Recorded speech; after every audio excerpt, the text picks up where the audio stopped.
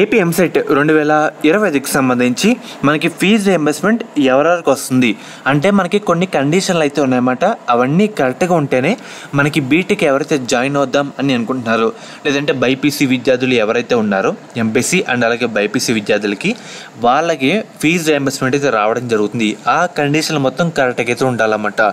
ఏ ఒక్కటి సరిగ్గా లేకపోయినా మనకి ఫీజు రియంబర్స్మెంట్ రాదు. మెయిన్గా ఇవన్నీ మీకు ఈ వీడియోలో డీటెయిల్గా చెప్తాను.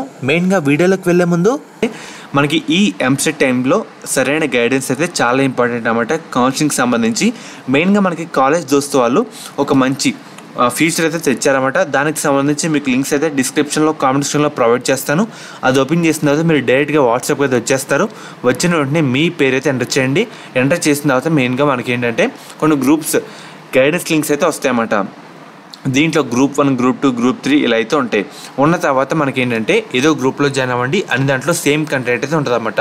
దీంట్లో మీకు ఎటువంటి డౌట్ ఉన్నా లేదంటే కొన్ని అప్డేట్స్ అన్ని వీళ్ళైతే పోస్ట్ చేస్తూ ఉంటారు.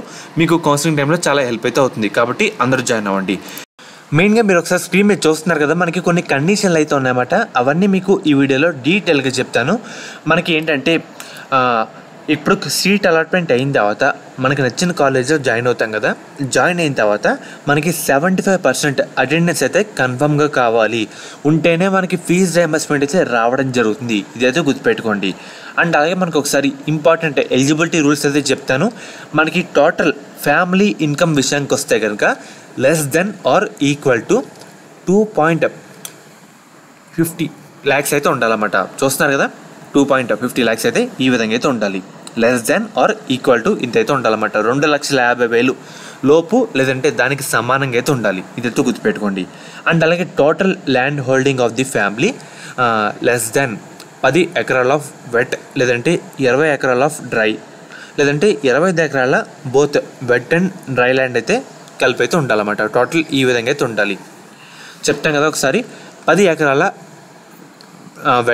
వెట్ ల్యాండ్ లేదంటే 25 ఎకరాల డ్రై ల్యాండ్, 25 ఎకరాల both wet and dry land అయితే ఉండాలి. అండ్ అలాగే మనకి ఏంటంటే ఫ్యామిలీలో ఏ ఒక్కరు కూడా గవర్నమెంట్ ఎంప్లాయీ లేదంటే పెన్షన్ తీసుకునే వాళ్ళైతే ఉండకూడదు అన్నమాట.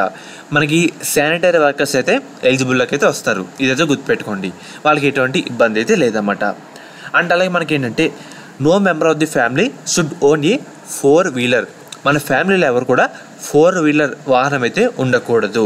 మనకి ట్యాక్సీస్, ట్రాక్టర్స్, ఆటోస్ అదైతే ఎలిజిబుల్లోకి వస్తే వేరేమేమి ఎలిజిబుల్లోకి అయితే రావు అని అర్థం అనమాట. అండ్ అలాగే a family who owns no property or less than 1,500 square feet of the area. ఏంటంటే ఫ్యామిలీలో ఎవరికైతే ప్రాపర్టీ లేదో లేదంటే లెస్ దాన్ 1,500 square feet కన్నా ఎవరికైతే ఉంటుందో వాళ్ళైతే ఎలిజిబుల్ అని అర్థం. అండ్ అలాగే ఫ్యామిలీలో ఏ ఒక్కరు కూడా ఇన్కమ్ ట్యాక్స్ అయితే పే అయితే చేయకూడదు. ఇదైతే గుర్తుపెట్టుకోండి అన్నమాట. చేసినా మనకైతే రాదన్నమాట. ఫీజు రియంబర్స్మెంట్ అయితే మనకి ఎటు వచ్చి టోటల్ మన ఫ్యామిలీ యాన్యువల్ ఇన్కమ్ అయితే 2,50,000 లోపు అయితే ఉండాలి. లేదంటే దానికి సమానంగా అయితే ఉండాలి. మనకి బీడు భూమి అదే 10 ఎకరాలు అయితే ఉండాలి. వెట్ ల్యాండ్, డ్రై ల్యాండ్ వచ్చేసరికి 25 ఎకరాలు, బోత్ రెండు కలిపి 25 ఎకరాలు ఉన్నా సరిపోతుంది. మనకి గవర్నమెంట్ ఎంప్లాయీ లేదంటే పెన్షన్ తీసుకునే వాళ్ళు ఇంట్లో అయితే ఉండకూడదు. శానిటరీ వర్కర్స్ అయితే ఎలిజిబుల్ అయితే వస్తాం. అండ్ అలాగే 4-wheeler మెంబర్ అయితే ఎవరైతే ఉండకూడదు అన్నమాట. ట్యాక్సీస్, ట్రాక్టర్స్, ఆటోస్ అయితే తీసుకోవచ్చు. అండ్ అలాగే ఇన్కమ్ ట్యాక్స్ ఎవరో పే చేయకూడదు. మనకి ఈ విధంగా రూల్స్ అయితే ఉన్నాయి. ఫర్ దట్ మీకు ఎటువంటి అప్డేట్ వస్తే మన ఛానల్లో అప్డేట్ అయితే ఇవ్వడం జరుగుతుంది.